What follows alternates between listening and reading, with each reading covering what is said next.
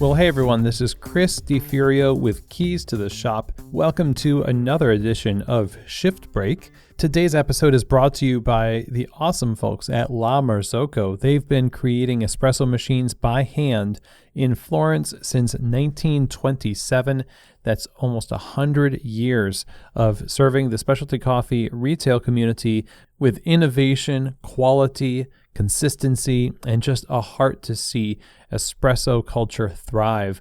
Machines like the KB90 that have the straight-in locking portafilters for ergonomics, built-in scales for accuracy, and auto-flush features for increased cleanliness and workflow just prove the kind of dedication they have to innovate on behalf of their clients. And it's just one example of many that they have, the espresso machines that fit your needs, whatever kind of cafe you run. Now, if you want to learn more and have a conversation about choosing the right machine for your business, then you need to reach out to them at info@lamarzocousa.com, and be sure to check out their website as well, lamarzocousa.com. Today's episode is also brought to you by Espressly. Espressly is creating custom branded mobile apps for your business to help you bring together the convenience of apps and mobile ordering for your customers and the experience that they've come to love from your cafe, so you can have the best of both worlds, not sacrifice anything in the process, and really have a unique product to offer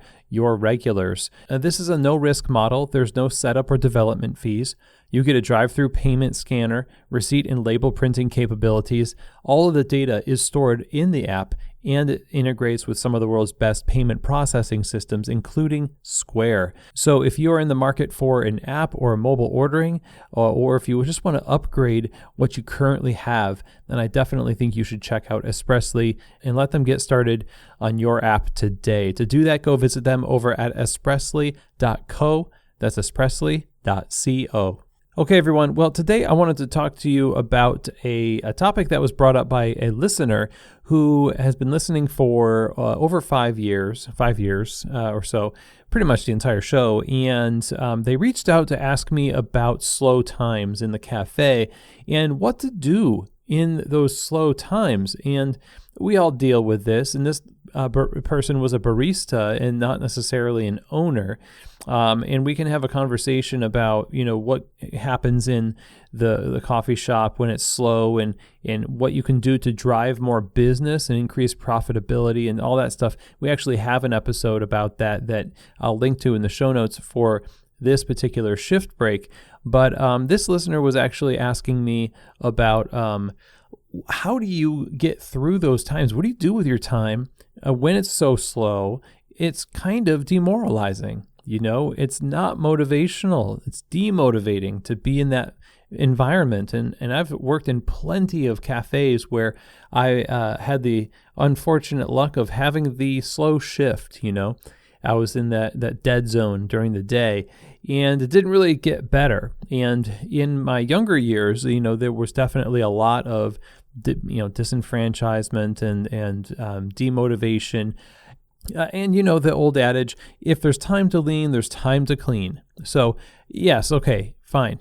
Clean something, right? That's the answer. That's one answer, to go and, scrub something, deep clean something, right? Now, but that's not entirely all there is to it. Now, you can't just use that as a panacea for all of the angst that comes up when times are slow and you find yourself just kind of ping-ponging, back and forth on the bar. You can only polish so many things and clean so many things. That is, unless your bar is a total disaster, in which case, A, you haven't been doing that. B, you better get started. And your systems probably need help too in the process as well. So, but this just hypothetically say that there really isn't anything to do at that time.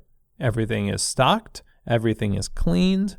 You've done what your role is, and now you're really just waiting to actualize yourself as a barista. And actually that comes down to what in my estimation is the crux of the issue. It's we don't see ourselves doing the thing that we want to do as baristas. Now, if it's disheartening to you, it's probably because you really love what you do. You want to be a barista. You want to learn about coffee. And you're in this opportunity to work in this coffee bar is turning out not to be exactly what you thought it was going to be in terms of business. And you have to ask yourself, how much of this is actually a test of your mettle as a professional, in that you have thus far relied on positive reinforcement of having something to do. People come in, they make an order, you make a coffee drink, you give it to them. You are a barista, okay? You don't seem like a barista if you're not making coffee. And so in that moment, it's demoralizing or it's demotivating because you're not seeing validation of yourself happen on a regular basis. Like when it's busy and it feels like this is what I'm doing. Like I see myself being a barista in this time. And so when times are slow, it's easy to just try to pass the time any way we can. And a lot of it comes in the form of escapism. I'm personally one of these people that I hate seeing cell phones behind the bar. When people are using their cell phones, cell phones are really disgusting. I mean, let's just face it. People bring them into the bathroom. How many people are actually sanitizing their phones when they're on the bar? And it's escapism isn't only on phones, though. It's also just in mentality. When it's slow, we're always looking for ways to just get out of the mode of what we're doing. And that escapism is a great way to sort of fritter away the time and then feel like you're not getting a lot out of working at this place. And I will say it's probably because you're relying on external forces to give you that sense of validation rather than giving it to yourself. So if somebody doesn't make you do coffee work or make you think about coffee or make you learn about coffee in those times where you have these downtimes, you're not doing it on your own, then you have an opportunity. I think you can probably take advantage of that by bringing with you to the cafe some resources to help you learn more about coffee. You can also just go over the basics again, because most of the time, let's face it, we're not really reading the manuals twice. We're kind of just reading them once. Whereas if you were competing in a competition like World Barista Championship, you'd be reading those rules to understand them very well. Let me ask you a question. When was the last time you read the dossier of information about that new coffee that just came on to the shelf there? When was the last time you really cupped it on your own, or took some notes on what you were tasting in the batch brew, There's a lot of things that you could do, a lot of resources that you have at your disposal. You have to know that you have permission to use product, but even without using product, you have access to already curated resources that your coffee shop has given you. And if not, you have access to other resources that you can bring in, and you can create sort of a downtime curriculum for yourself. If you don't have those resources provided for you by your employer, bring index cards with coffee facts on them. Challenge yourself to use these times to meditate on things that are going to build you up as a professional, and don't spend the time wishing that you just had, a busy bar. Spend the time well. That is downtime, because you can't make people come into the cafe, and there's no sense in being bent out of shape about it. You may have to make a practical decision later on to move on to another cafe because you can't afford to be on these low-tipped shifts. That's just a practical decision. But when you find yourself getting really disheartened and bent out of shape, I think, one, this is an opportunity to really test your resolve and to kind of mature you, I think, to say, it's not all about being busy. You don't have to be validated all the time by, crushing the rush and things like that. You are just as legitimately a professional in the downtimes, even though it might take some time for you to really know that. And then the other thing, of course, is that you can use this time to better yourself and lean into exploring thoughts about coffee, continuing to learn about the business that you are an employee in. And as you invest in bettering yourself in those ways, I think you're going to start to see those downtimes not as a curse, but maybe even as a blessing.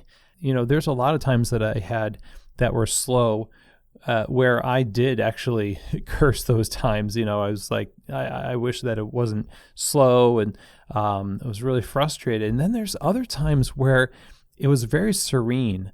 It was kind of a break for me, and I did have time to look into things deeper and to consider different aspects of my own career, my own role in the company, and things like that. So take these downtimes and use them well, because even though at that time the company's not growing, you at least can be. So that is what I have to share with you today. I hope it's helpful. I'm curious to know what you think about downtime and what you do during those downtimes that really edifies you and increases your maturity and understanding of yourself and coffee. Let me know. And if you have any questions that you want answered or things that you would like to hear about on the show, feel free to email me, chris@keystotheshop.com, or you can send me a direct message at Keys to the Shop on Instagram. Thanks, everyone, and I'll see you here next week for another edition of Shift Break, from Keys to the Shop.